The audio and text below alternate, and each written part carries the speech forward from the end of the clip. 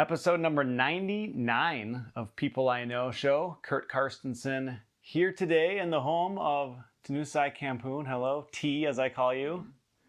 I think pretty much everybody calls you T. Is that correct? Yeah. Yep. And this home is, I've been here before. You had a housewarming party not too long ago. And it's a great house. Congratulations on getting this.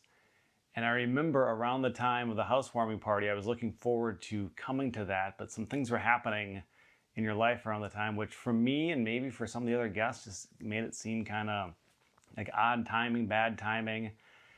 And if you would, I remember it's been about 2 years, you made a post to Facebook kind of opening up about yourself and your family.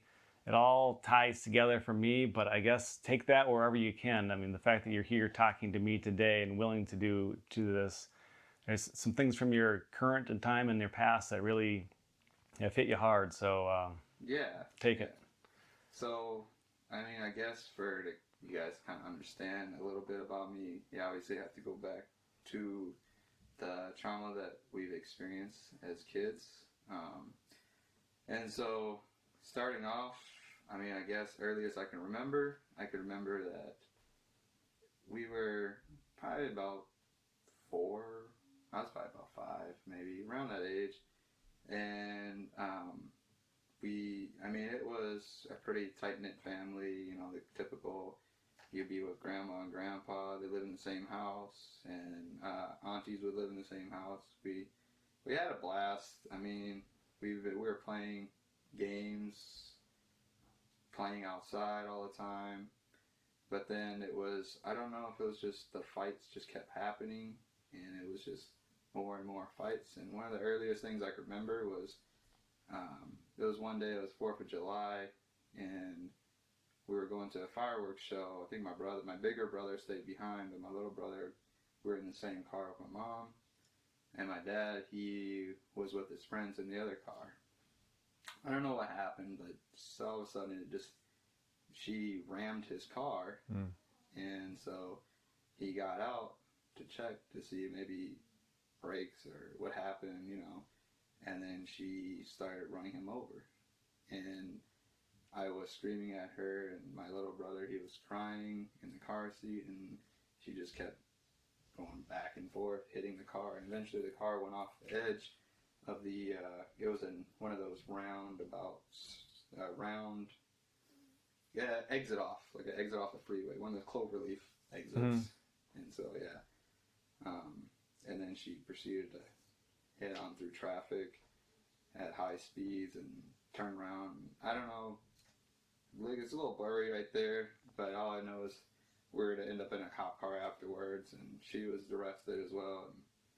And kind of after the whole incident, I didn't really see my dad or anything. And then my grandma, we started living with my grandma instead. Wow, I think she was in jail for obvious things. But so we were living with my grandma. I mean, she was a lot of work. Like, she would make us work a lot too. So we knew a lot of tough labor, like hard labor. So, but I mean, it was alright. I guess you gotta learn hard work every once in a while, right? So, we had a blast because we'd stay with our cousins. Our cousins would stay, and they were in the neighborhood, so we'd always got to play with our cousins, or sometimes we'd go spend the night over there and just play with each other. And I mean, that was kind of, I guess, the moment in life where we were all kind of having fun at one point. But yeah, then it was kind of like, it's fuzzy because I don't know when the events happened. But I know that my mom came back and got us, and we started living with my mom. And she was very, like, aggressive towards us too. So if Suki, my little brother, if Suki would cry, then we would get spankings because he was crying, and we were messing with her because she would have to work, so then she would get bothered, you know, that we're waking her up and blah, blah, blah, and she would come out and spank us, and usually with a belt. So to clarify, little brother's crying, everyone gets spanked. Yeah, besides him. Oh. Yeah. Yeah, he was, I mean, he's always been the kind of baby, everyone kind of babied him, so But yeah, I mean, I remember this one time too. It was like, I don't know what happened. We came back in or something, and we were just playing. And you know how brothers play. We get rough sometimes, or one gets hurt because something happened, and it's an accident. Well, she came out and got the belt, and I don't know how it escalated so quickly, but I just remember she went into the room, closed the door, and it was my older brother, and she locked it, but I was able to kind of see underneath the door, and I mean, she was just spanking him as hard as she could, and when he got out, he had welts of the belt mark all over him, and I wanted to kick down the door so bad, but I'm just like 5 or 6, maybe 7 at the time. I don't know. Just obviously you don't have the strength to just kick down the door. And so yeah, I mean, my mom at that time we were living with her. She was just working jobs, trying to pay the house and stuff and all these things. So it wasn't like we actually even saw her that much. Most of the time it was we had to cook for ourselves or do laundry for ourselves and fold our clothes and all that stuff. So and then it was like in and out too. Sometimes she would have like boyfriends, so then when this is your new stepdad, you have to obey him, blah blah blah, and it was just how that is. Men that you barely knew. Yeah, and it was, some were okay, some were fine, and then others were just piece of crap. So it happens, but yeah, I mean, there's one time too, like, see, we even have I have a half sibling, like a half brother, and a little brother too. His name's Wyatt, and it's from it's my mom's son, but from another guy, and so we don't know where he is at the moment because due to like about 2 or 3 years ago, he passed away, but the family just stopped all communication with us, so I have no clue where he's at. But yeah, I mean, there was times when we lived with him too, like he would get mad at us, and he, I think, locked Suki in the closet one time. We talked back to him, so he's like, oh, you can't talk back, blah blah blah, so he made us go rake the yard with our shirts off in the backyard. He had like 10 million trees, so it was just a bunch of freaking leaves.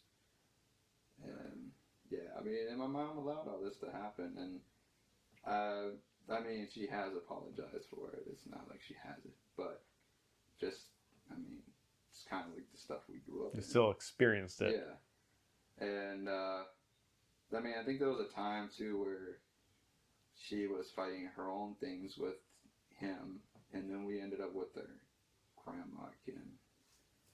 So we lived with my grandma for a while, and it's whatever, just going to school and having fun.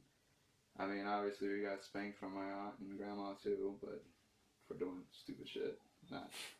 Not actually just because. It was actually because we were actually being naughty. So, but yeah, I mean, and then it was, the other thing too is a lot of court system, a lot of court in and out. We had all this stuff like who's going to get custody of us and who's that. I remember my grandma fighting with my mom about court for a while. Then it was at the peak of it all, my dad came back. This is when I was about like 12, 13. He was fighting for us for custody. And so, we had to go through all this stuff. And it was a bunch of court stuff and here and there and this and that. And he ended up actually winning the case, and then we went with my dad. And, we thought, okay, everything's going to get better. Mm-hmm. And we had, we were introduced to our other half siblings like Marie and Raymond at the time. And I mean, I've raised Marie, and my older brother raised Raymond. So we would, just what siblings did, and we looked after each other and blah blah and all that stuff. But as time went on, we started seeing like the other side of my dad too. Mm-hmm. And he would not physically hurt you, but he was a lot like mental. It was a lot of mental you know, he would say this and that about my mom and then make up things. We don't even know if the story is true half the time, so I would always just ask my aunts, and, you know, they would clarify what was true or what wasn't and stuff like that. And, you know, he would just play a lot of mental mind games too, and then turn around and play victim like he didn't say that. And, you know, he would get my... See, we don't understand Lao because that's actually the first language he spoke. And that's where your dad is from, mm-hmm. and this side of the family is Southeast Asia. Lao side. Okay. And so we didn't understand Lao, but it was actually our first language when we were kids. But as we split up and then schooling and everything, we just ended up losing the whole language. So, you know, and then when we lived with him, he took advantage of that because he would, you know, talk to us in English and we'll say this and that, and then we'll kind of talk back, and then, you know, he didn't like that, so then he would go and say something in Lao to my grandma, and my grandma would end up yelling at us, and I have no clue what he said. So I don't know if it got twisted or what, but most of the time it did end up getting twisted. And then now it's him yelling at us and my grandma yelling at us. So it's, you know, now you got that on top of it, and it was just, I don't know, it's just like a lot of mental games that it's hard to like overcome as well, because then it becomes, I don't know, like it's hard to explain, because it's like, he would say, okay, like, so when we grew up too, when my dad got us, we went from Texas to Minnesota, and we went from Spring Park, about near Mound, Minnesota, to St. Cloud. And in St. Cloud, we had a 2-bedroom apartment where we had my brother, my oldest brother, my younger brother, and then Marie and Raymond, and I think another one on the way, plus 2 dogs. And the apartment was just like, hey, it's way too many people for a 2-bedroom apartment. And so we were getting evicted, and my older brother caught word that CPS may be getting involved, so he didn't want CPS to get involved. Child Protective Services. Yeah, so he didn't want that getting involved. We didn't want to get back into court stuff, because it's always bad when they get involved, because even if they'll find anything like, oh, you know, kids aren't clean, they don't got clean clothes, or, you know, bed's not right, or, you know, all this stuff. They'll find something to basically pull you out of the home and then create a mess, and then you end up in a foster home. And it's not something we wanted. We're done with, we didn't want to go through the whole system again. So you've always avoided that. You live with family always, just different family at different times. Yes. Okay. Yeah. And so, I mean, we've always had court when we were young. There's always something to do with court. So it's, I mean, that stuff, and you got people telling you one thing and another thing, and, you know, you have to watch what you say, because the whole Child Protective Service is not, sometimes I feel like they don't have the child's interest in heart. It's just more like, well, you know what, they're a danger, and we're going to put that on them, and then we're going to remove the kids from home. And it happens a lot. So do you think it's more, let's penalize the parents more than help the children? Like, yeah, it's more like penalize the parents more and not help the children, and then the children end up in a foster care. And sometimes, yes, it is, you know, there are some that are just abusive parents, and children should go into a foster home. But then sometimes on the flip side, it's more like, it's not that the parents are bad or anything, it's just like,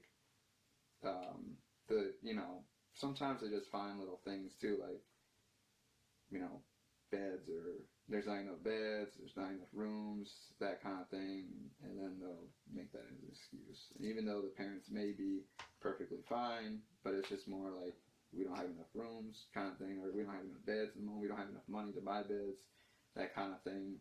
And then they foresee it like, oh, you're not taking care of your children. Versus, okay, well, let's give you a bed and stuff like that, you know, and help out. Versus... As you're going through this, to kind of clarify, if you can remember what's going on in your mind, is it entirely the fact that the experience is difficult, or did you have this awareness that a lot of kids aren't going through this? Like, why is my life so thrown around between family and all Well, these fears of things happening in the future? yeah, I mean, I did have that in the back of my head. It was kind of like I knew that nobody else goes through this stuff, but I do know that some people do go through this Mm-hmm. stuff and end up being worse than this. But yeah, I mean, I guess it goes both ways. I mean, I've always been to school and I would always be like, parent teacher conference or anything like that, and half the time I would be there without my parents. It'd just be like, yeah, I have to go in and get my credits or whatever because I need to go to the next semester, and half the time they'll be like, where's your parents? I'm like, well, they couldn't make it because of this and that. So half the time it was just they didn't want to go. So they would drop me off and whatever. Really? Or it would be like, it's bring your parent to school a day or something. I don't know. But, half the time, those early on in elementary, I didn't have my parents. It would just be my grandma or somebody. But half the time she was busy, so I'd just be by myself. So and were there other kids by themselves, or you were the one? No, I mean, there was a couple, but most of the kids, had their parents and stuff. And that was another thing when I was young, too. It was like, I don't even know where my parents are or anything like that. And it was just, so at an early age, me and my brother were just like, you have to, like, survive. It wasn't like, we didn't have that love and support no more. So it was just like, well, get things done and we have each other as brothers kind of deal. And, we have some family, yeah, our cousins and stuff. But ultimately, in the end, you always have to help yourself. You can't rely on others all the time. That's what we learn at a young age. So going back to the CPS thing, my brother, he moved out because of that. He went to go live with my aunt. And your brother is how much older than you? I think 2 years. 2 years old. Yeah. One older brother, you one younger brother, and from your parents. Yeah, from my parents. I think my younger brother's 5 years apart. So we moved to War Road, and my brother was like, no, I'm just going to stay here and then go to school here because there was more opportunity for him. Kind of deal, he wanted that, and so I was like, okay, whatever, I don't care where I go as long as, I finish school. And War Road's extreme northern Minnesota. Yeah. Close to Canada. Yeah, it's about I think 5, maybe 3 minutes even from the Canadian border. Okay. Yeah. About a 5-6 hour drive from the Twin Cities area. Yeah, it's about a 6 hour drive. Okay. I mean, with stopping and stuff, probably about 6.5. Okay. But yeah, so we went all the way up there, and then my brother stayed down here, and then my dad would be like, oh, whenever we settled in and stuff like that, my dad, he would say things, oh, you see your brother, he left you guys. And it's not that he left us, he didn't want, Child Protective Service on us. At the same time, he had more opportunity, and he's living with my aunt. It's not like he's just leaving and living like nowhere, and every once in a while we do go to the cities to get groceries or whatever, bulk up on groceries, and because things up there, it's hard to find for Asian food up in War Road, and plus it's like triple the price. So sometimes my dad would just go down to the cities and grab groceries, and it's not like we didn't visit, but he would always just say those things or talk down on people, and that was the biggest thing about him. I don't know, he just played a lot of mind games, and even to this day, he hasn't grown up. But I mean, there was some good times about him with I remember going to high school, and we would work on cars because we had to get a car ready for my older brother because he didn't have a car. So we worked on a car together, and he showed me a few things on the boat when he had the boat, and it was fun, I guess. I mean, I got to learn a lot, so. Was it fun? You liked the activity? You liked the fact that you were bonding with your dad in a way that seemed happy and positive? Yeah. What was it, do you think? I think it was kind of both, bonding, and then it's not like, he's just an old self. Like, he's happy. It's not like he's trying to throw any drama to you or anything. It's just, and of course, obviously, he got a little mad that I didn't grab the right tool because I'm still learning tools and stuff. But it happens, and, so I think it was also because back when I was young, before the whole traumatic experience, it was like he would work on cars. He had a shop that he worked on cars, and I would always watch him work on cars when I was young. And my uncle and my father would always do those sorts of things at home too. So I've always watched both of them work on cars. So it interests me. So as I got older, it was nice because I'm, getting taught a little bit, so I know how to maintain my vehicles. And it was that bond, like, you working on cars way back then.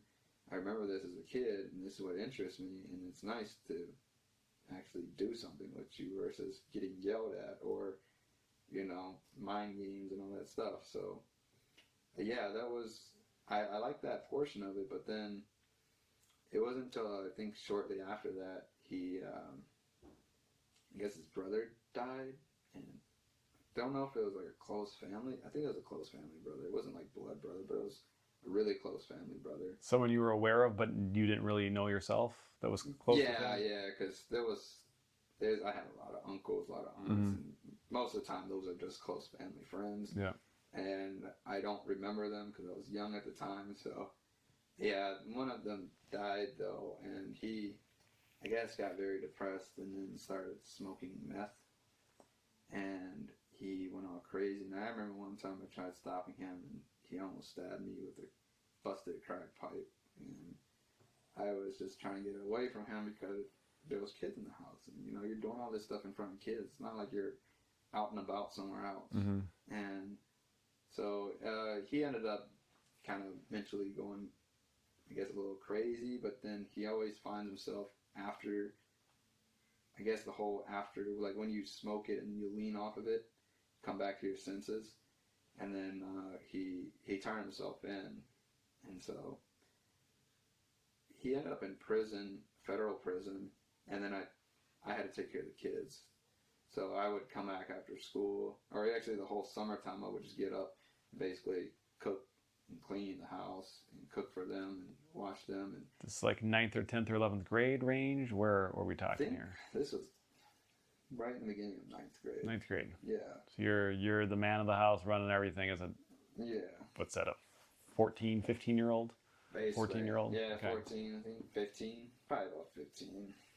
And then, so then my youngest brother, I think he was only like 1 at the time, like 10 months. So I had to give him a bottle and had to make sure, change his diapers and stuff like that. So I was watching him, and then, my youngest brother, Suki, I would kind of like have him just play outside with the kids or whatever, just play with them, watch them for a little bit while I'm inside doing stuff. And I would go out there occasionally to play with them, but then obviously about like 11, 12, I'm like, hey, I gotta go inside and start making food so that those, the other kids can get fed and ate. And then I gotta sit there.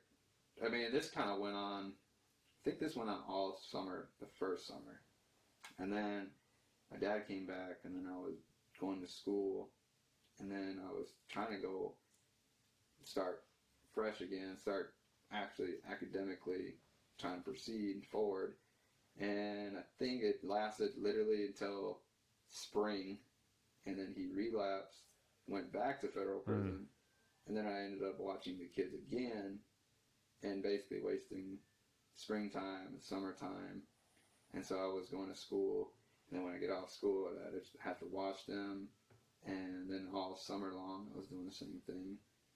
And then like the last 2 years, I finally was able, he didn't do anything, but it was more like yelling at me constantly every day about something stupid, and then me getting home, and then I gotta do dishes because they just cooked, and on top of it, I gotta do my homework after getting off work because I worked right after school. So it's like, I think it was like 3 to 8, 7, 8 is when they closed, and then I had to hurry up back home, and I would eat, and then if there was dishes, I ended up having dish duty, and then I had to go do homework, basically staying up till like 11, and then repeat. So that was my... So even when he was home, life wasn't necessarily even that much easier, or harder in some ways, because you had the mental abuse that you didn't have when he was gone. And it was a lot of that too. And then my stepmom was also just the same. It was like she would like escalate the situation, make it worse, and then my dad would come home and yell at me, and then it would just be twice the amount of yelling, and I'm just like frustrated. I'm like, it didn't do anything except for maybe say something, and that's it. And half the time it was just, I swear, I just get in the door and it's me getting yelled at, and I didn't want to be home half the time, so I just tried going to work and working, and so then I played pet band, so like I just started doing more and more pet band activities. So I would just say, hey, there's a game tonight, I gotta go, And it was kind of nice because I did have a car at the time. Out of those 2 summers when I was watching the kids, I made them agree that let's fix up the car that you bought a long time ago that's been sitting in the yard for 2 years, and I will take it, and I will pay for the parts or anything like that. But as long as I can have the car and have something, and it's funny too because I did have a phone, and then they like got mad at me because I wasn't paying anything for the phone, and I had a job, and so I don't know. I had a phone for a little bit, and then I ended up having a phone from my aunt, and then they didn't like that because they couldn't control my phone, and then with the car too, it was like, oh well, we don't want to pay for your insurance because it's going to make our insurance go up. So I ended up having to pay, like, I think for the first couple of years I was under them, but as soon as I turned 18, I had to pay for my own, and it was like liability for an 18-year-old, and everything was just high. It's really high, and it's like, so I never really had the support from them anyway. And when I went to college, it was like I didn't had no money from them, nothing. They didn't even drive me to college. My aunt drove me to college, and it was it's so like I said, it's like when you grow up and learn how to survive. I know how to do it. Like I understand that I got to do it myself, but I never had that support from either parents anyway. So the aunt was maybe the most supportive adult in your life? My aunt was one of the most supportive, and she was very supportive of Suki too, even through the whole recent years. And so basically, flash forward to now, through all that traumatic experience, I left the house when I was 18, and I got out of there as fast as I could and never looked back. But for Suki, he was still there, and I told him, finish school, and don't worry about them yelling at you and stuff like that. Just push through, kind of deal, and and try to get through it. Mm-hmm. And he always hung out with his friends, so I didn't really worry about him because he was always out. And unlike me, compared to him, they would always yell at me, and like as soon as I left the house, they would let him do whatever. Because my mom bought him a 4-wheeler, and up north, you can just drive in the ditch, and you can go downtown, you can go here and there, basically just riding in the ditch all the time anyway. So he would always hang out with his friends or go into town, and they didn't say nothing to him. They didn't yell at him. They didn't nothing. They let him free reign, do whatever he wanted to do. And I think that's where it messed up, was because there was barely no discipline as well. But then they're also filling his head with mind games. So it was like, they would allow him to smoke. They allow him to drink. They just allowed him to do whatever he wanted. And he was like 15, I guess, maybe when he first started drinking, and just kept drinking. And cigarettes was a big thing. I think he started when he was probably 16. And they just let him do it, do whatever. Do you think he was addicted to all these things? I mean, smoking for sure. I don't believe too much of drinking, but I think it was just more like his friends did it, and he hung out with his friends. And I mean, there was times, like, I heard there was times where he was out and about in the snowmobile, and he crashed it and almost killed himself, split his helmet in half. There was times where he was in the car, no seatbelt, with his friends. They're all drinking, and they turn around, and I don't know what happened, but they flipped the SUV and rolled in the ditch, and he actually got shot out the window, but luckily survived. And wasn't that injured? No, it wasn't that injured. He got lucky. And it was just like dumb things, and it's like my dad I don't know if my dad ever cared, because I don't know if he didn't say anything. I don't know if he yelled at him or nothing. I don't know. He just kept doing those stuff, and it's like, I would talk to him. I said, you gotta stop, or when I visit, I tell him, you gotta stop. You gotta you gotta look forward. I know that it's fun and games right now, but you gotta look towards the bigger future, because when you become an adult, all this stuff is gonna stack up on you.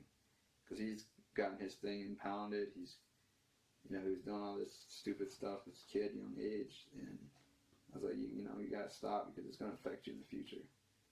And part of that in the household was that in the recent years, probably about a year ago, about 2 years ago actually, I noticed my dad talking differently again, and it sounded like meth, like he was smoking meth. And then later I found out, there was meth going around the house again, and I guess both of them were smoking. Stepdad and my mom, or stepdad, not stepmom and my dad were smoking, and they allowed Suki to smoke, and so Suki got addicted to meth, and as a teenager, yeah.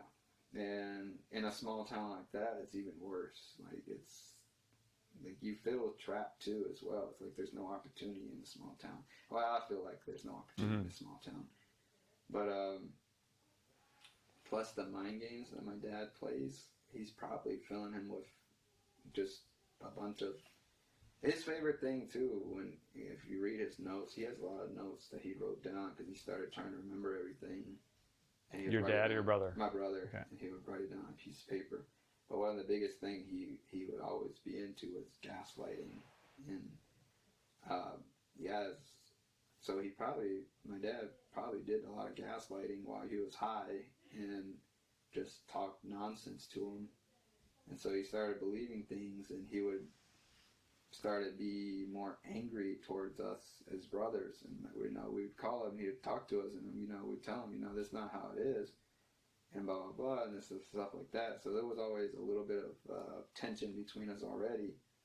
And then one point, see, this was 2 years ago, and then I remember my dad, he went to jail again. I don't know what for, but he more than likely meth. But I remember him calling me one day, it was about a week ago before the wedding, and he was saying how he hated Hmong people and this and that. Before your wedding? Before my wedding. And it was a voicemail. Pretty sure he was high off his ass, and he probably don't remember it at all. But it's like that abuse is still there. And then, when I was the day of, I was like, okay, maybe he'll show up, maybe he won't. And, Lou was already like pissed off, like, I don't want him showing up. And I was like, well, if he shows up, he shows up. I can't stop him. He's my dad, blah, blah, blah, Hopefully he's not going to be, disruptive about it. My dad's pretty respectful when it comes to cultural stuff and stuff like that. It's just, when it comes to personal, and he's leaving you messages and stuff like that, it's more of an abusive, So it took away from your wedding day, I'm sure, somewhat, or like a lot. No, I just ignored it. I didn't really care. Okay, so you're so used to it that it wasn't that big of a deal. Yeah, and I figured it was him high off his ass. And, okay.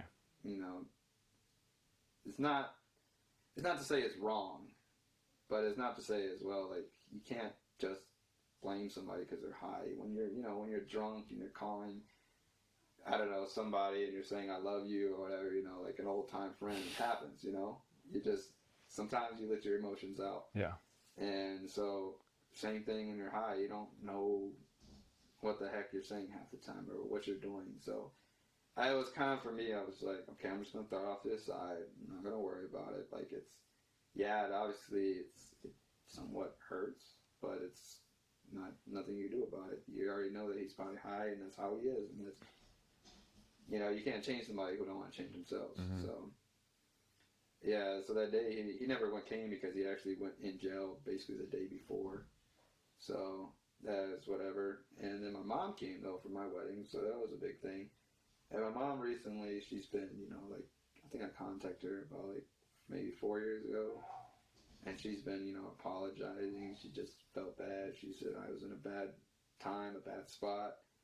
I never meant for all this stuff to happen. basically, her dreams too were, and she says it all the time, that she wanted a family like that because her family was just like not good as well. She didn't have the support from her mom, or her mom always yelled at her, but her dad, at least she had the support from her dad and stuff like that. But there was that family, my mom's side too, as well, is it's broken up too. So it can be very generational. Like it just carries on unless someone can find a way to shift it to a more positive way of being. Mm-hmm. And so she said she went through a lot of things too, a lot of, drama and stuff like that as well through her mom, and which my grandma.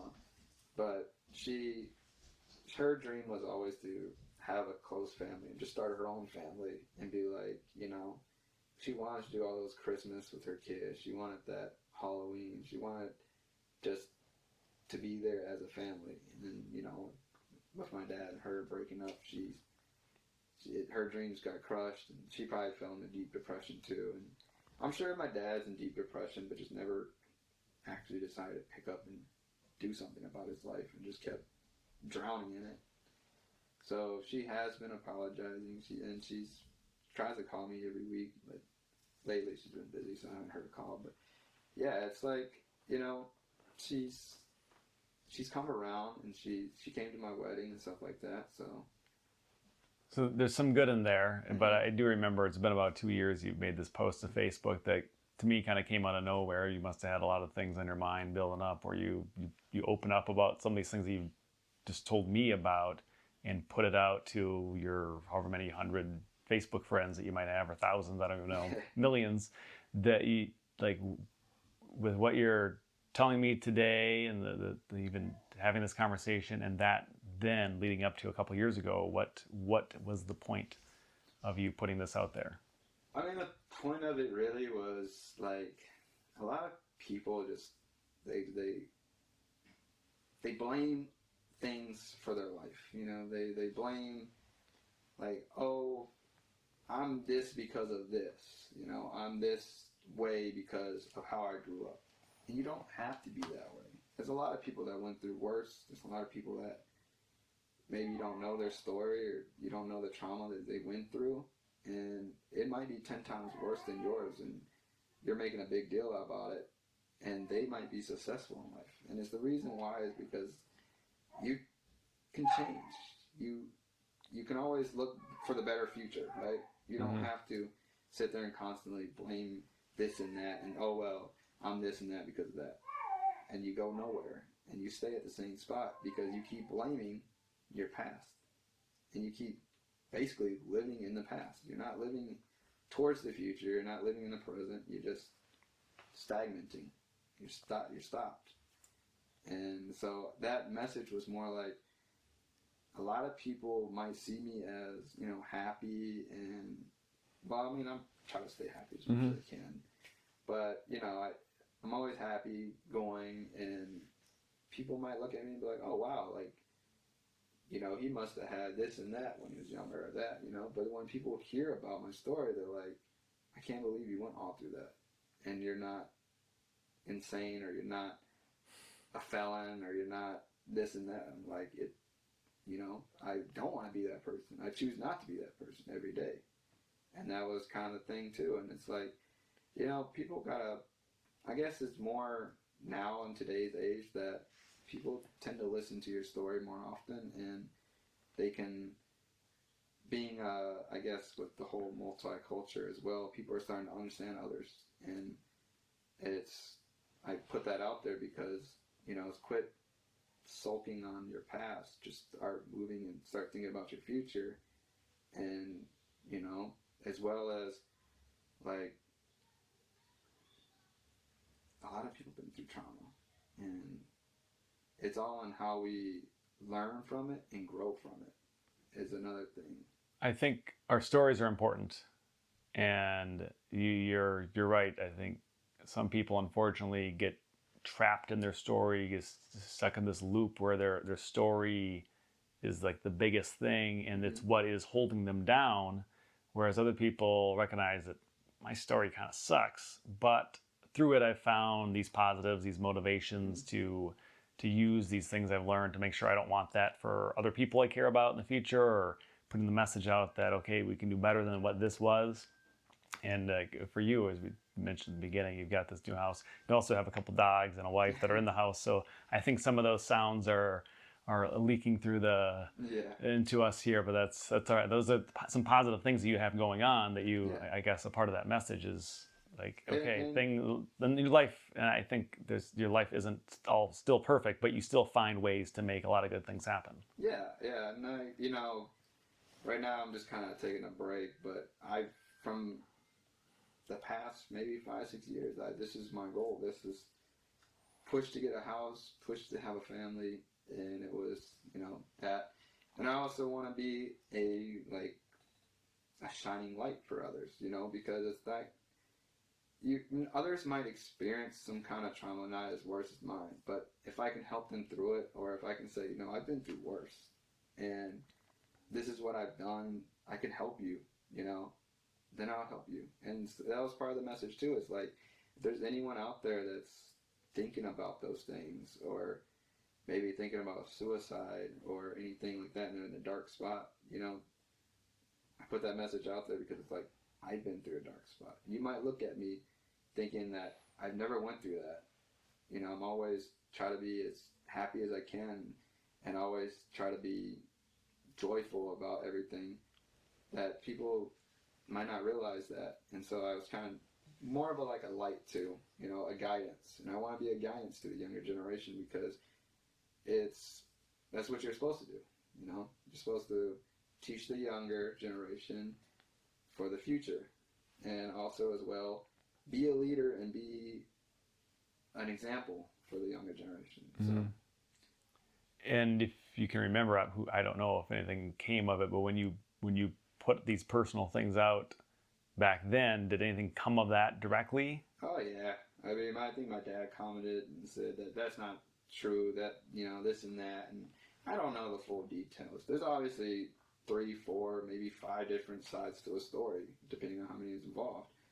But I can personally tell you that's my personal side, and that's what I went through. So, I mean, it might not be that you saw it as, but understand that, walk in my shoes for once, and understand my side, and the pain that I went through, and how I got above it, and where we both, my brother and I, are at. And I'm just unfortunate that my little brother did pass away, and I wish he may have, wish he had a better, stronger mindset, because a lot of that trauma, a lot of that mind game, all that abusiveness, it's hard to overcome eventually over time. And plus getting in trouble with the law and all that stuff, it puts a person down. It really does. And I don't know if the pandemic helped or not. I know that a lot of people committed suicide during the pandemic, and it was, depression is never an easy thing to overcome. Even to this day, it comes back not as strong, not as, I guess, back then when I was a kid. Back then when I was a kid, when I was 5 years old, I wanted to commit suicide at such an early young age, because I didn't know where my parents were. I didn't know if they're even alive. I don't know why they would abandon me. Why aren't you coming back for me, right?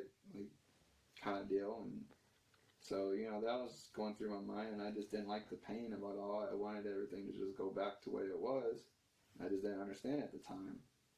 Did you talk about that with your brothers? Yeah. My older brother knows about it because he went through a lot with it, and probably not as much as my younger brother. Did you know that he might be having some of the same thoughts? I didn't think so. It crossed my mind one time, saying, maybe I know that he talked more of my older brother.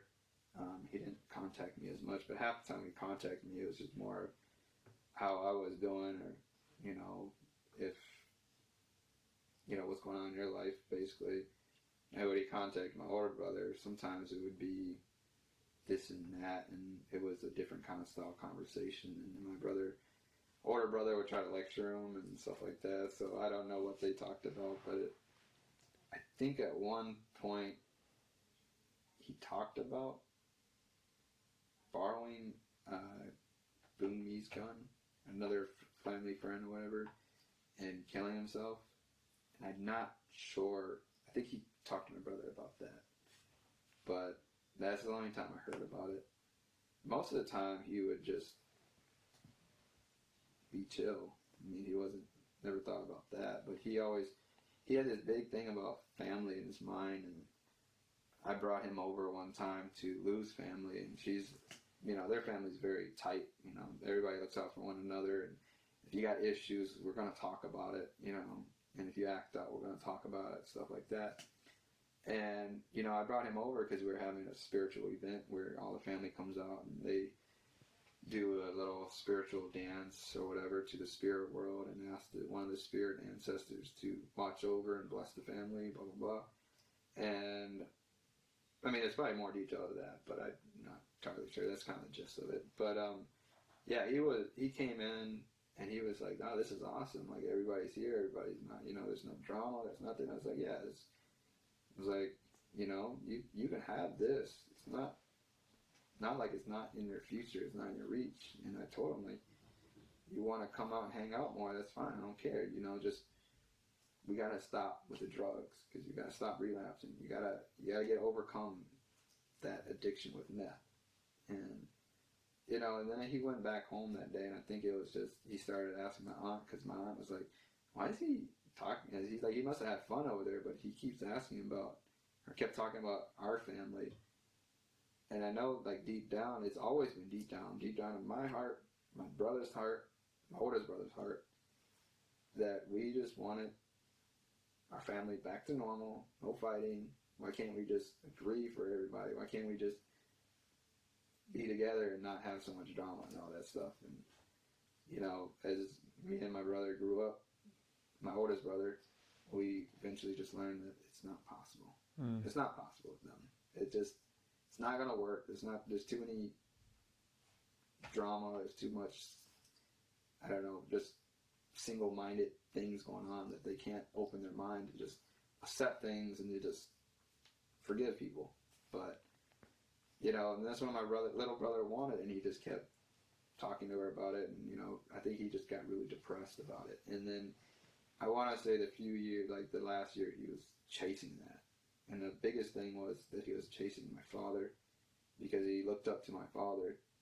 But my father would always be like, "Well, you know what I did when I was your age? You know what I did with this and that? You're not nothing, and this and that." And he would put him down, or he would not acknowledge him. And I understand my little brother had issues. He had issues with the law and stuff like that, and he shouldn't be doing that stuff. But every time he would relapse, he would always try to find,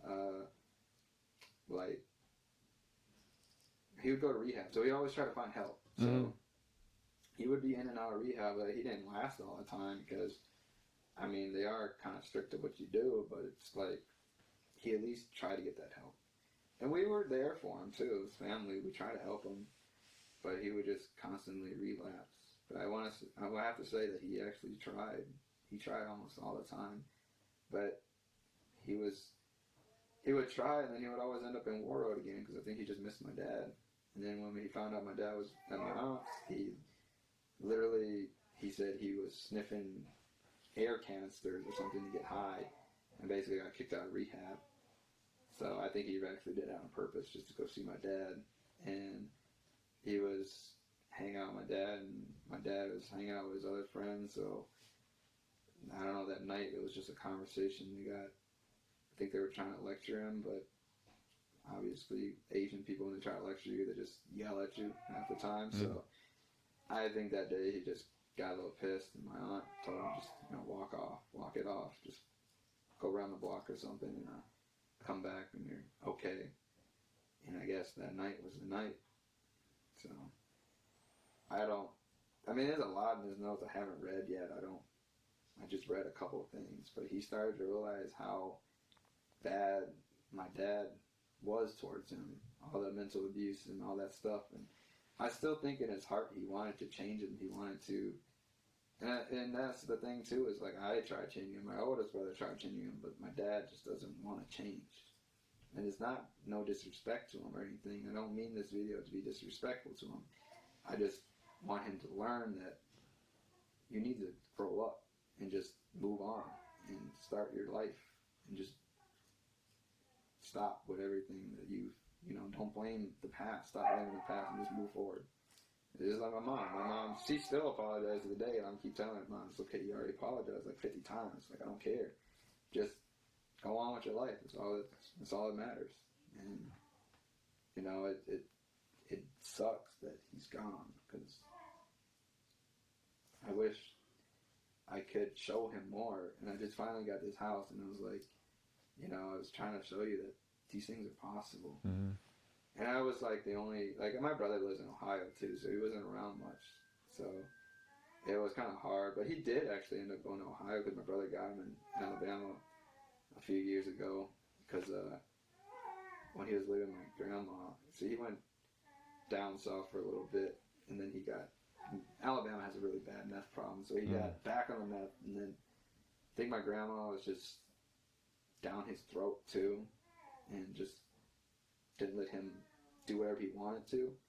So I think that was a thing too, was just a constant watch over and pressure.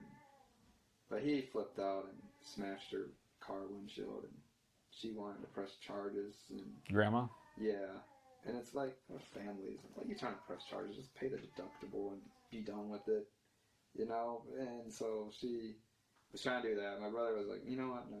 It's just, I'll go pick him up. My brother actually paid the deductible to get the windshield fixed, so that way everything was just whatever.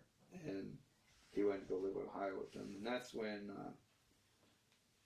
they were doing really good. He was actually doing really good. I think my brother convinced him to go back to school, actually he convinced him to go try to study more, like try to figure out something you want to do in your life. Because I think he just finished his school down in Alabama before he got him.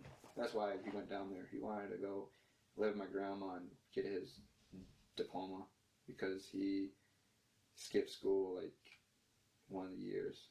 So he never finished and never got his diploma. So he got his GED then? Yeah, I think he got either I don't know what the heck the details were. But I think found he was a way out to... for like 6 months, but I think they allowed him to just go back for 6 months. Okay. And then get his diploma. So he was motivated. Yeah, I mean, he was, yeah. Just he maybe not constantly. Something would happen and set him off track. Yeah, like I said, I think it was just him missing his dad, and then he just finds a way back. And then, so, basically, back after Ohio, he was staying with my brother, helping him watch rain. And my brother was a stay-at-home dad, so he was always there. So they would always do something together. He'd always, help in the yard. And then I guess his friend died in War Road. I think it was from overdose or something. I'm not sure. Or a heart attack, but he died. And so my brother wanted to go to his funeral, so he said, okay, it's fine. It's understandable. So my oldest brother got Suki a ticket, and he flew to War Road. And the problem with that, though, is we told him, just stay away from drugs. Just if they offer it, I know you're going to be hurting or whatever, just stay away from it. And he went back to it, and was like, I'm going to stay up here and blah, blah, blah. And we're like, okay, it's fine, it's your choice. We're not going to tell you what to do. We can only give you guidance. And it was also the point, like, we're sitting here trying to help you, but then you go back and do the same thing, and it's tough for us to help you again, because it's like, we want people to, like, for him, we wanted him to try to help himself too, not just, boy cried wolf kind of style. It's like, you can only help you so much, and then when you really do need help, you burn so many bridges with people, and it's hard to help you again. And so, yeah, he ended up back in War Road, and then it was just kind of back and forth from the cities, back up there. Fargo. At one point he went to Fargo. Another point he went to Colorado with his friend. And then he wanted to go to California because he wanted to see my aunt. So he ended up going to California. And he was just all over the place. So, yeah, But I mean, like not working at all in this not time. working at all either. So, Sometimes he would. I think in Colorado he worked for a little bit with Emory. I'm not sure though, but I know that in Fargo they were. I think he was working on like shocks or something, building shocks for ATVs and stuff like that. But I'm not sure. He just kind of moved, and I think it was just more like asked a friend too, like, hey, can you just buy me a bus ticket to California, and that's it. I just need a ride to California, kind of deal, and stuff like that. So he ended up in California with my aunt for a little bit, and then back over here. So he was just all over the place. and it's been what, almost 3 months, maybe 2 to 3 months since you had that phone call or whatever, however it went that day when you heard the news.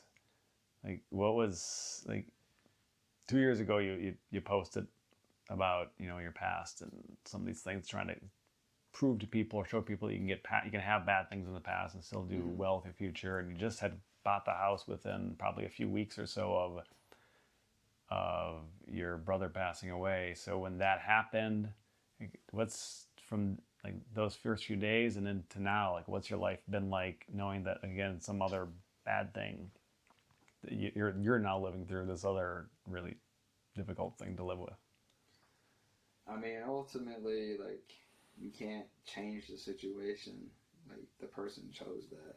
And for me, like, first time hearing it, it was like, really? Like, are you sure? Like, I rushed over there and I'm like, yeah, it's the real deal. And I'm like, fuck, I can't believe he actually did it, kind of deal. And it also pissed me off because there was some family things going on, and my dad just went to War Road that morning, and he's like, I looked for Suki. I'm like, you obviously didn't look for him that hard, because he was literally in the backyard, and he left that morning because he said he had court, but he left a day early. He didn't even have to leave that early, and he just left. And I was kind of pissed off at him. And then when he got the call and said, your son just hung himself, blah blah blah, and I'm like, I called him too. I'm like, are you still on your way to War Road, or are you going to turn around? I'll go to court. And left it at that. I'm like, really?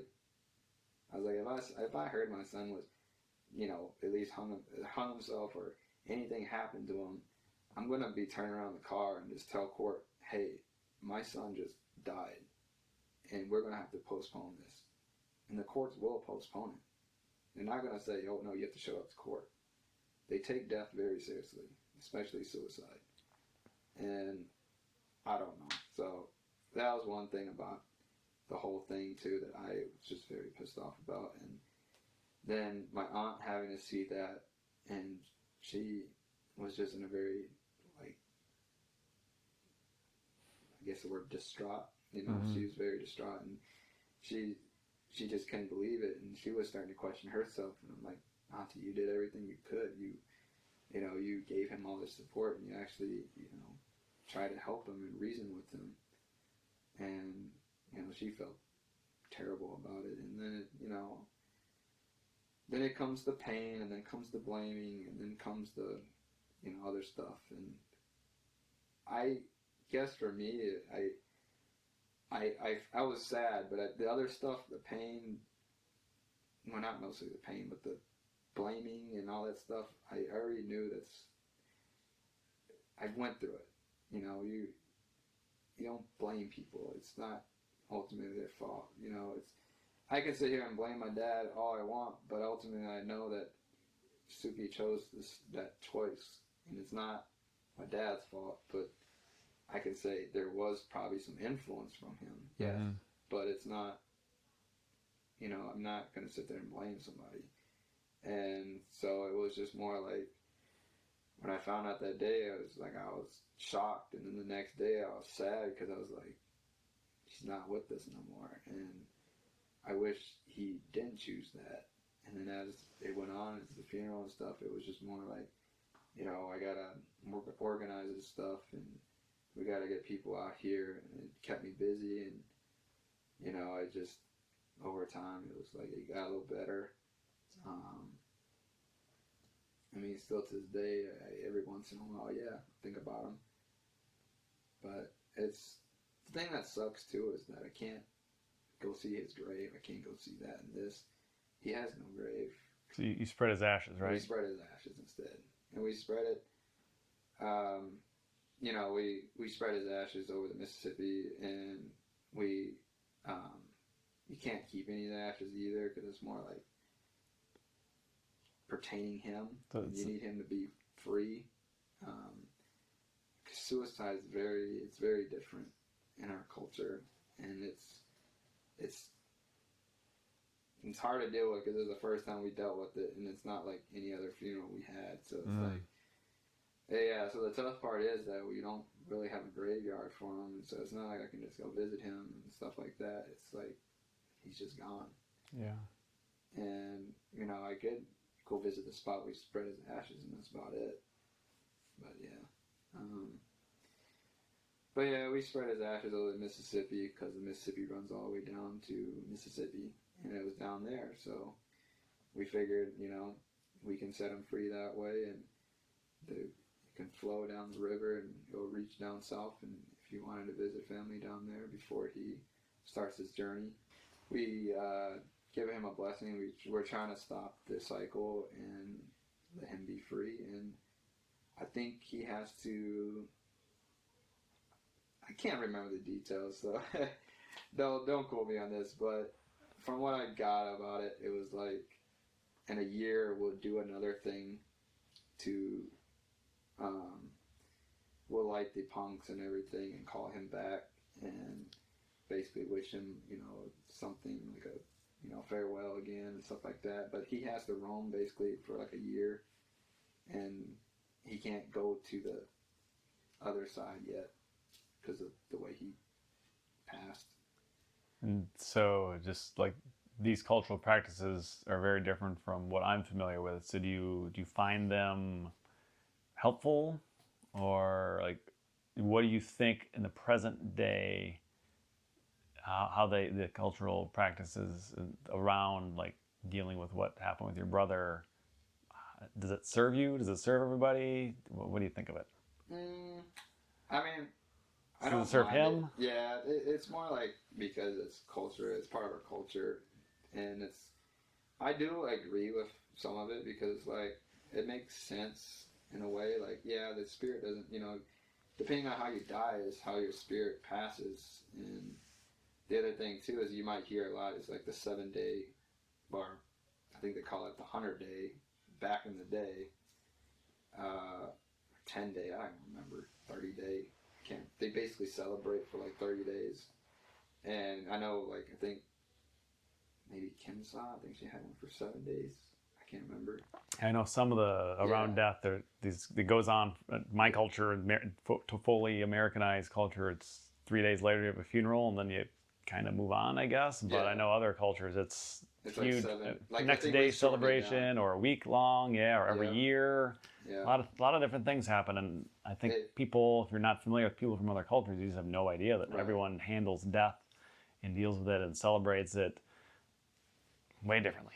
Yeah, for us, the meaning of it is more like we're not celebrating its death. You don't want the spirit to be attached to you. You don't want to. I mean, you can do your mourning and crying, but after the funeral, it's more like, hey, we gotta stop. Because the spirit will try to cling on to you, and it will never pass to the next life. So what we want when we do the whole 7-day or 30-day celebration is more like we should appreciate that he was here in your life. We should appreciate the things that he's done for you, or he or she has done for you. You should appreciate that they got to meet you in their life, and that they lived their life, and you know that. You want them to be. You want to be not sad about it, like, and not happy about it, but it's just more like you have to understand that they're gone, and that like you are happy that they were in your life, and you don't want the spirit to attach to you, and you don't want them to cling to you because then they can't pass, and that's selfish of you as well to not let them pass over. And so that's basically why. Then there's like, there's a 7-day, there's 30-day. We only did like a 3-day because it's more like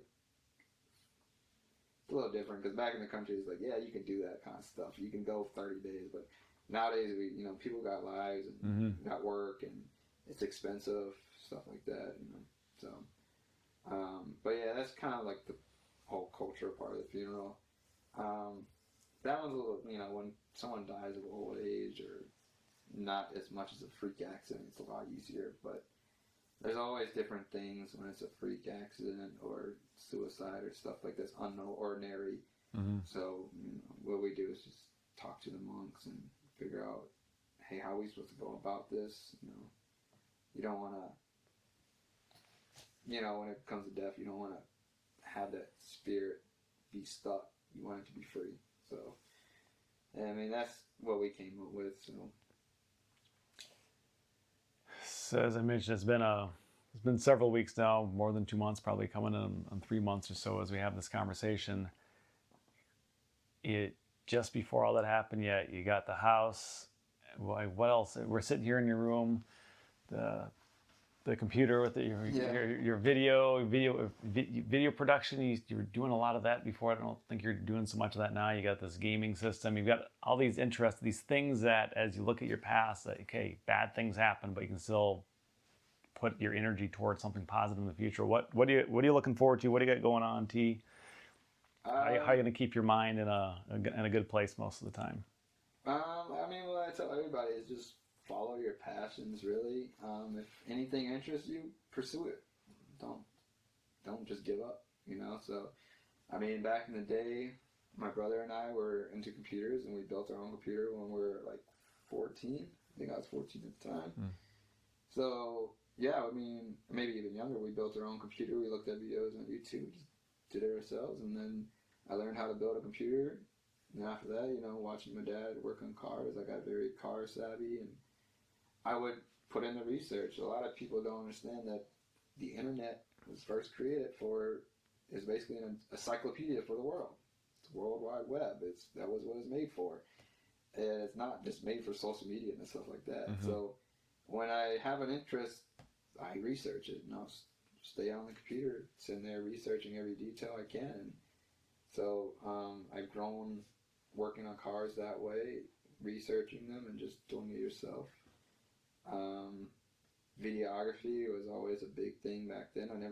We weren't really, I guess, had enough money to always have a camera. So cameras are expensive, and I never got to play with one. But my dad bought one when I was like maybe 8th grade. So I played around with it a few times. I didn't really understand it at first, but it was always an interest. So when I finally was able to grow up and actually buy one myself, I started researching more into it and just practice every day, and gotten pretty good at it. You're for very self-teaching. good. Yeah. And obviously you got to edit your videos and edit your photos as well. So I just kind of self-taught myself that. And yeah, there's times I struggle. Like I struggle with 3D. Like 3D building, like CAD or anything like that. I struggle with it because I never had an underlying basis of it. And there's tutorials online on how to do it, but that's a computer.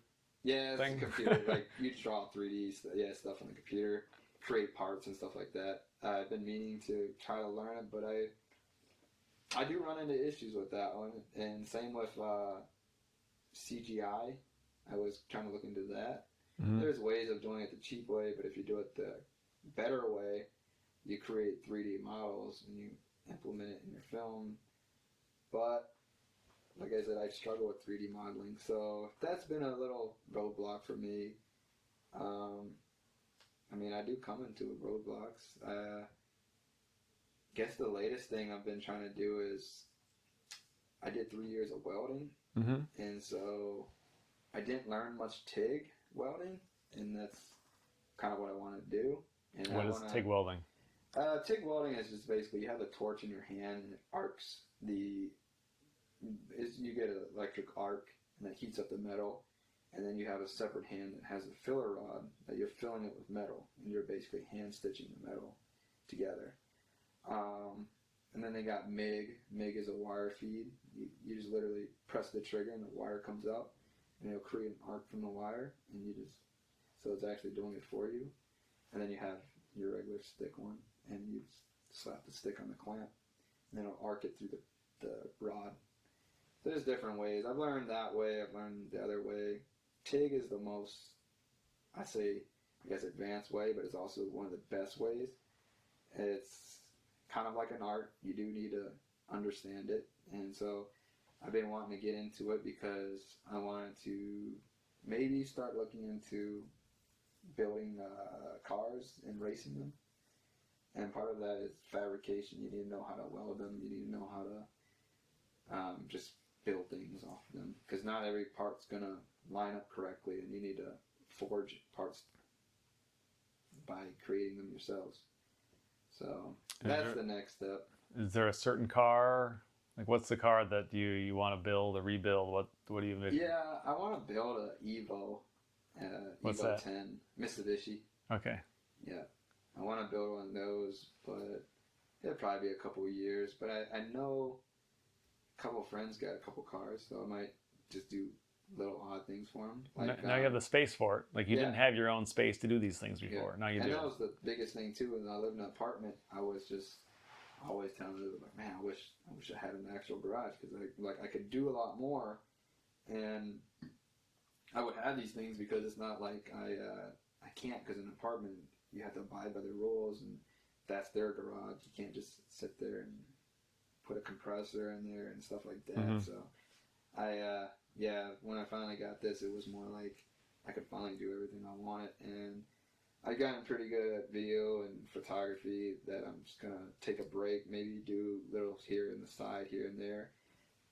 Still keep my skills up and running, but I want to take a break to get into that. That way, I want to shift into that being my job and getting out of where I work now, so that I can do this as my side again, of video and photography on the side again. That way, I'm doing something I like as a job, and when I get off my free time, I can now do that stuff that I enjoyed on my free time. So long-term focus is automotive-related, welding, building, and secondary is your video skills. What I tell a lot of people too is just trade, pursue your passions or any interest, because you never know where it might lead. And in this world, you live one time, you have one life. Why not be happy about it? Find things that interest you, and even if you're interested in carpenter, you're not gonna be a millionaire. Who cares? As long as you're happy, right? There's a big difference. I just recently built a basement into the house a bedroom into the basement in the house I'm living in, and it's functional, but boy, the people that are good at that's a great skill, and really it can make you, maybe it's not going to make you super rich real quickly, but people need that service, and you could do great. So it's almost anything that you're passionate about, someone's going to pay you a fair amount of money to do that for them, if you just know how to find the right people that are in need of it. And that's the thing too, like, you see all these people and you're like, oh, he's got a construction business, and you ask him, most of the time you ask them, and they're like very enthusiastic about it, and it might not be your interest, but it's more like you see that happiness, and you're like, hey, if that's what you like doing, that's what you should pursue. Don't just chase the money because you're chasing the money because you want to be rich and think that being rich is going to solve your problems. It's not going to solve your problems. And I see a lot of people, you see those videos about them being incredible, like, skilled bow creator, and you're like, wow, how the heck does this guy make these bows? And it's like, it's his passion. It's what he likes to do, or she likes to do, and when you put your mind to it, you can accomplish anything. And so it's like that too. It's like, I tell people, just, who cares about being rich? Just find something that you're happy about, because I feel like a lot of people chase it and then realize, oh, my younger years, I liked writing poems, or I liked painting, and then when they get older, they never do it because they're trying to do something else. And it's like, just enjoy what you like to do. Because you never know, that one painting might get you $1 million. It's crazy, some of these paintings, and then, just do what you like. And just spend as many hours of every day doing things you enjoy. And I think life can be pretty good then. No matter what kind of crap you have in your past, if you can find a way to use your time in a way that feels good, and especially if it's like productive and helping your family or helping others around you, then I really think it all adds up to making your life be a lot better. And, obviously, you have to have financial mindset as well. You can't just, I'm going to go do this and that and be broke. And you still have to try to work yourself up and work towards the future. But while you're doing that, enjoy your hobbies. Enjoy something. I snowboard every once in a while because I was like, oh, you know what? Sounds fun. Let's try it. And then I used to skateboard back then, and my nieces, this summer, they wanted to skateboard, so I was like, oh, I could teach you how to skateboard. And they're like, you know how to skateboard? I'm like, I skateboarded when I was young. I'm sure I can pick it up again. So you did that? Yeah, I got my skateboard downstairs. Did you impress them? Yeah, they were like, wow. I'm like, I've been skateboarding for a while, so I'm like, it's like muscle memory. You just, once your body gets used to it, it's. But they didn't know this about you, and they never looked at you as someone that could do this, so that suddenly they're seeing you do this, and they probably think, wow, Uncle T's pretty cool. If they didn't think that before, maybe they did. Yeah, I don't know what they think. I never ask them. I'm just more like, hey, you want to do it, just do it, and, whatever, that's what I tell them, just whatever makes you happy, whatever you want to do, just do it, because, I find like, it's how you find your purpose in life, I guess. If you do have a purpose in life, it's just more like, find what you like to do. For this conversation, as we bring it towards an end, I think with a lot of the negative things in your past and even relative present time that you talked about, the point of it is there's positive things that can come out of whatever. And I think as we go to my last segment here, a personal growth segment is how I like to describe it, is you think about the things we've talked about and maybe take it a little bit different direction if you can. What about your life did you really think that you've done well or doing well that is the final message you want to leave to people that have heard your story, that you can really indicate that, it gets better, we can keep doing better, I'm doing better in these ways? Like what comes to mind when I bring that up? There's been a big amount of accomplishments. It's just more like set small goals, but then set large goals as well. So that when you set your smaller goals and you accomplish your smaller ones, you feel good about it. You feel like it gives you a confidence boost. And then when you work toward that larger goal and you figure out your larger goal and you accomplish that, then it makes everything like all together. It's like it's a good feeling. It's more like this, wow, I've worked this hard all those years to finally get this. And a lot of it was, a lot of my goal, my long time goal was always to get a house and have a family. And ever since maybe was probably about 14, 15, maybe even I was younger, because I've always been like, you know what, screw this. If I don't have a good family, I'll always make my own family. Who cares? Make my own. It's not like you can't. And so it's always been one of my long-term goals. But I always set shorter goals. Like first time out of high school, I was like, you know what? Let's go to college. Let's try to at least graduate college. Didn't graduate college. It's not a big deal, right? Mm-hmm. It happens. Everybody ends up failing or something. It's not a big deal. Fail, learn from it, move up. Another goal was I wanted a motorcycle. Got a motorcycle, made it happen. Learned how to drive a motorcycle. Got my permit. Got my endorsement, did that. I thought, cameras, obviously, thought that was cool, accomplished that. Scuba diving is another one. I was like, hey, babe, I've always wanted to scuba dive. What do you think about it? No, she's like, go ahead, do it. I'm like, well, let me look into it, blah, blah, blah. And I looked into it, and I was like, well, you can get your license, it's lifetime. I'm like, I might as well just do it. So, did that, got my permit, I guess, I don't know what you call it, permit, or they give you a card. So you're certified. Yeah. You're certified, yeah. So I got my certification for that, you know, and then just other things like, I mean, the biggest thing too, the biggest supportive part, I guess, was my wife as well, because when I got that apartment, she helped me get the apartment and helped me pay rent. It was more like this, hey, now I can work towards bigger things in the future. And that's when, about a year into the apartment, I said, you know, we should try to save and look for a house. That way we're not paying rent. We just have one mortgage rate, and that's all we have to pay.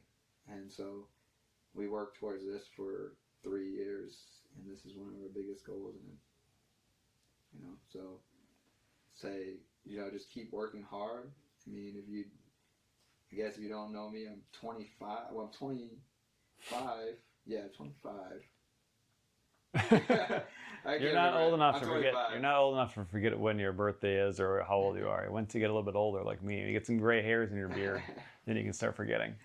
But yeah, I mean, I'm 25, and I technically got the house when I was 24. But it's like, I'm 25, got a house, all my cars paid off, and it's, you know, it's a huge accomplishment to own a house this young, and people would think maybe I had support from my family or parents and stuff like that, and it's like I just worked as hard as I could to end up with this, you know. Yeah, they helped me in other ways, but it's not like I was given things, you know. And with the whole traumatic experience and stuff like that, just don't blame the past. Just learn from it, grow up, push forward as hard as you can. Just always push forward, and ultimately just set goals and you'll accomplish them. There's things that push you down. You're going to get stressed.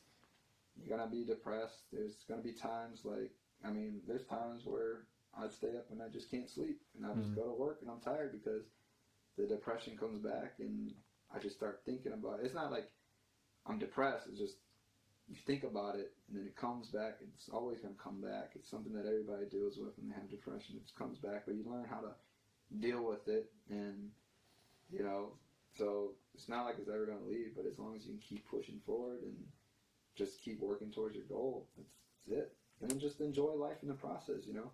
Don't just be on the full grind and not hang out with your friends or not care about any family or anything.